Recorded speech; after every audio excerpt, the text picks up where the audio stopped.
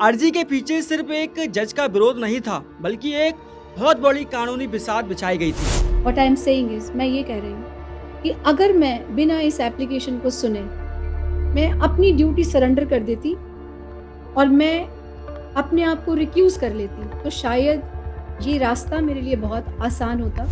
इन applications के माध्यम से वो कभी कोर्ट रूम्स में चलेगा, कभी बार रूम्स में चलेगा, कभी कॉलेजेस में चलेगा, क्योंकि मुझे मेरी ओथ ने ये सिखाया है कि जस्टिस प्रेशर में झुकने से नहीं होता। लेकिन जब हाई कोर्ट में बात आई तो उन्हीं केजरीवाल ने जज पर ही सवाल उठा दिए। क्या अमेरिका या यूके में भी जज को ऐसे हटाया जा सकता है? सुनिए जज साहब ने कोर्ट रूम में केजरीवाल की दलीलों पर क्या कहा। न्याय का मंदिर या धारणाओं का थिएटर, अरविंद केजरीवाल की जज के हटाने की अर्जी, रिक्यूजल एप्लीकेशन के पीछे का वो सच जो हेडलाइंस में दबा दिया गया। नमस्कार, आप देख रहे हैं समय भास्कर का स्पेशल शो असली खेल। मैं हूं अर्जुन। आज हम सत्ता के गलियारों में रची गई उस कानूनी बिसात को डिकोड करेंगे जिसे हेडलाइंस में अक्सर दबा दिया जाता है। दोस्तों, 20 अप्रैल 2026 को दिल्ली हाई कोर्ट में एक ऐसी कानूनी जंग हुई जिसने न्यायपालिका की बुनियाद हिला दी। मामला था दिल्ली शराब नीति केस में अरविंद केजरीवाल की अर्जी। उन्होंने मांग की कि जस्टिस कांता शर्मा उनके केस की सुनवाई ना करें। जस्टिस शर्मा वही जज हैं जिन्होंने केजरीवाल की गिरफ्तारी को सही ठहराया था। लेकिन इस अर्जी के पीछे सिर्फ एक जज का विरोध नहीं था, बल्कि एक बहुत बड़ी कानूनी बिसात बिछाई गई थी। अब समझिए इस असली खेल के 3 बड़े रिसर्च पॉइंट्स। पहला, हितों का टकराव, कॉन्फ्लिक्ट ऑफ इंटरेस्ट। केजरीवाल की टीम ने दावा किया कि जस्टिस शर्मा के बच्चे केंद्र सरकार के पैनल में वकील है। उनका तर्क था कि क्योंकि सीबीआई केंद्र की एजेंसी है, इसलिए निष्पक्ष फैसला आना मुमकिन नहीं है। दूसरा, वैचारिक पक्षपात, आइडियोलॉजिकल बाइस। केजरीवाल ने आरोप लगाया है कि जस्टिस शर्मा कुछ विशेष विचारधारा वाले संगठनों के कार्यक्रमों में जाती रही हैं। तीसरा और सबसे गहरा दाव, धर्म संकट वाली रणनीति, कैच 22 स्ट्रेटजी।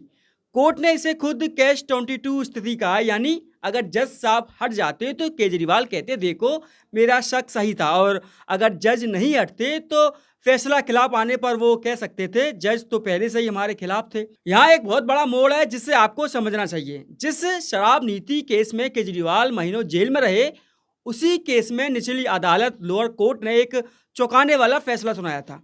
बिना ट्रायल शुरू हुए ही 27 फरवरी 2026 को दिल्ली की राउच एवेन्यू कोर्ट ने अरविंद केजरीवाल, मनीष सिसोदिया और के कविता समेत सभी 23 आरोपियों को सीबीआई के भ्रष्टाचार मामले में डिस्चार्ज कर दिया है। इस फैसले से पहले केजरीवाल ने कोर्ट को लेकर कहा था कि न्यायपालिका ही लोकतंत्र की आखिरी उम्मीद है और सच को ज्यादा दिन तक कैद नहीं किया जा सकता। लेकिन जब हाई कोर्ट में बात आई तो उन्हीं केजरीवाल ने जज पर ही सवाल उठा दिए। इतिहास देखो तो भारत में अपनी पसंद का जज चुनना, बेंच हंटिंग पहले भी हुआ है, लेकिन यहाँ जस्टिस कांता शर्मा ने जो कहा वो सुनने लायक है।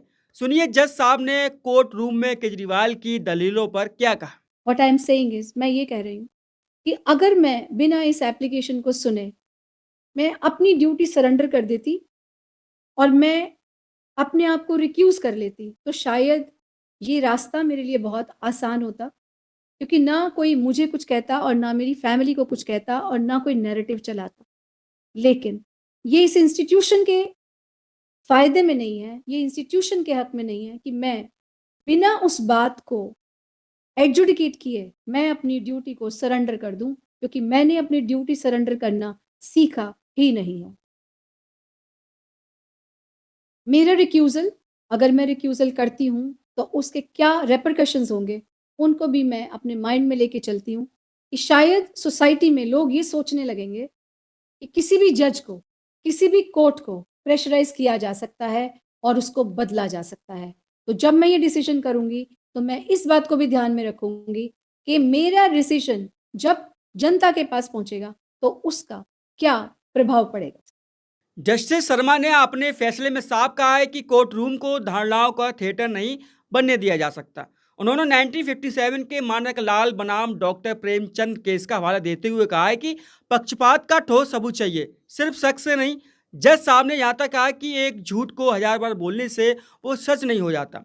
अगर मैं रिक्यूज करती हूँ और बिना ये बताए अगर मैं करूँ कि मैंने क्यों रिक्यूज़ करने किया या नहीं किया, तो चाहे ये फाइल क्लोज़ हो जाएगी, जो भी इन लिटिगेंट्स ने कहा वो क्लोज़ हो जाएगा, मगर जो ये डिस्कशन स्टार्ट किया गया इन एप्लीकेशंस के माध्यम से, वो कभी कोर्ट रूम्स में चलेगा, कभी बार रूम्स में चलेगा, कभी कॉलेजेस में चलेगा और हर एक व्यक्ति ये बोलेगा, न्याय क्या है? न्याय की प्रक्रिया क्या है? और क्या हम किसी जज को डरा के और प्रेशर करके हम अपना जज चेंज कर सकते हैं? लेकिन केजरीवाल के मामले में जस्टिस सौरकांता शर्मा ने इसी सिद्धांत को आधार बनाकर कहा है कि सिर्फ आरोपी के मन में डर या धारणा होने से जज नहीं बदला जा सकता। पक्षपात का दावा करने के लिए आपके पास ठोस सबूत होने चाहिए, न सिर्फ कि काल्पनिक कहानियां। मैं यही कहना चाहती हूँ अपने जजमेंट के माध्यम से कि मैं ये एप्लीकेशंस रिजेक्ट करती हूँ क्योंकि मेरी ओथ कॉन्स्टिट्यूशन से है, क्योंकि मुझे मेरी ओथ ने ये सिखाया है कि जस्टिस प्रेशर में झुकने से नहीं होता। जस्टिस बिना किसी प्रेशर के, बिना किसी पॉलिटिकल आइडियोलॉजी को देखते हुए, बिना इस किसी बात को देखते हुए हु इज़ पावरफुल और who is powerful not, justice वो है जो किसी भी प्रेशर में कभी झुकता नहीं है। मेरा ये रिज़ॉल्व, हर जज का ये रिज़ॉल्व रहा है, रहा था और रहेगा। My fidelity, my loyalty is to the constitution, जो मैं बिना किसी हिचकिचाहट के, विदाउट हेजिटेशन, बिना किसी डर के, फियरलेसली मैं एडजुडिकेट करूँगी, बिना किसी डर के, बिना किसी भेदभाव के, बिना किसी फेवर के, और मैं क्लियर टर्म्स में मैं ये होल्ड करती हूँ that I will not recuse. मैं इस केस से रिक्यूज़ नहीं करूँगी, मैं ये केस की सुनवाई से नहीं हटूँगी। अब एक इंटरनेशनल नजरिए से समझते हैं, क्या अमेरिका या यूके में भी जज को ऐसे हटाया जा सकता है?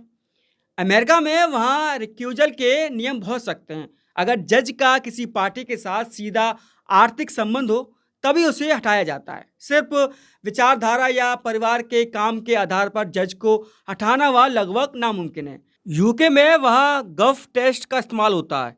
यहाँ ये देखा जाता है कि क्या एक निष्पक्ष बाहरी व्यक्ति को वहाँ पक्षपात नजर आ रहा है।